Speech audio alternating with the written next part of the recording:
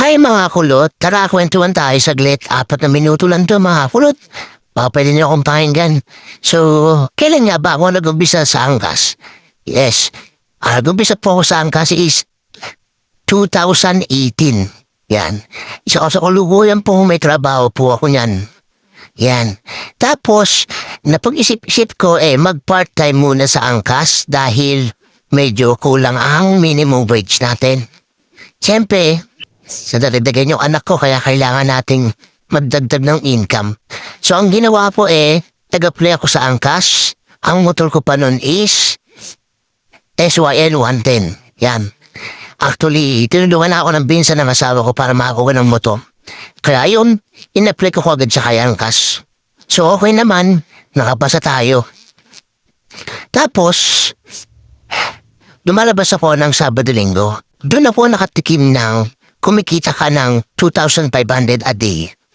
So, bigla ko naisip na kailangan ko bang mag-resign sa trabaho. Siyempre, ang una kong tinanong yung aking bossing, yung asawa ko, kung pwede ba akong mag-resign. Sabi sa akin ng asawa ko, pag-isipan mo na mabuti kung mag-resign ka. Siyempre, may mga mawawala sa akin katulad ng 13-month, bonus, yan, mga benefits. Tama nga naman totoo. Actually, undergrad ako ng college mga kulot.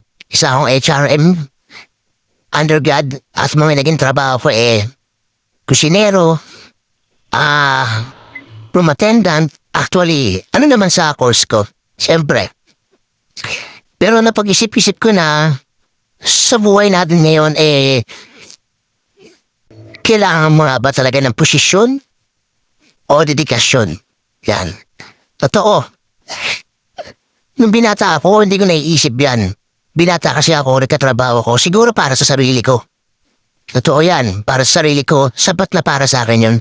Pero habang nagkakapamilya ka pala, iba na yung iniisip mo, yung kumita ng malaki.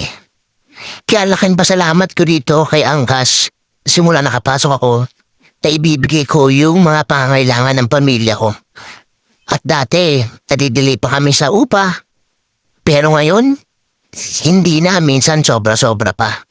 Kaya, yung dating nagtitipid ako, lalo na sa pagkain, pero ngayon naibibigay ko ng sapat at nakakapagluto ako ng masarap. Isa yan sa mga naging content ko, pagluluto. Kung papanood niyo yung page ko, actually transition ko lang sa motovlog.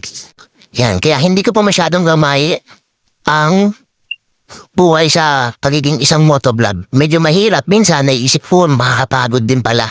Totoo, lalo na pag hindi ka sanay magmotor. Kaya naisip ko na bakit hindi ko haluan ng motovlog ang content ko. At pag sinilip niyo yung page ko, meron na akong 14,400 followers. Kaya magtataka ka, bakit? So, kaumpisa ko pa na mag-motovlog, ganun na yung followers ko. Dahil po yan sa mga masusugid kong followers, dahil sa mga sumusuporta sa akin sa pagluluto, dahil nakakapagbigay po ako ng tips kung paano magtipid ng ulam. Yan. Kaya karamihan po ng followers ko mga mamis, mga babae na mahilig magluto dahil nakakakuha sila ng idea sa akin. Kaya sana po suportahan nyo ako sa aking pagmumotovlog. At huwag ko ay mag-alala, pagbubutiin ko po ang aking content at haluan ko pa rin naman po ng pagluluto. Alright? Kaya maraming salamat po sa mga sumusuporta at susuporta pa. Yan.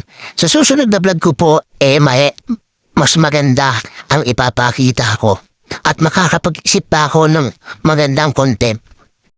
Kaya sa mga kapwa ko angkas biker, huwag tayo mapagod para sa pamilya. Pag napagod ka, pahinga ka lang. Pag ginantok ka, matulog ka. Pag malungkot ka, isipin mo pamilya mo. Sigurado at babalik ang iyong sigla. Alright? Maraming salamat mga kulot and peace. God bless po sa inyong lahat at maraming salamat sa pagsuporta sa akin.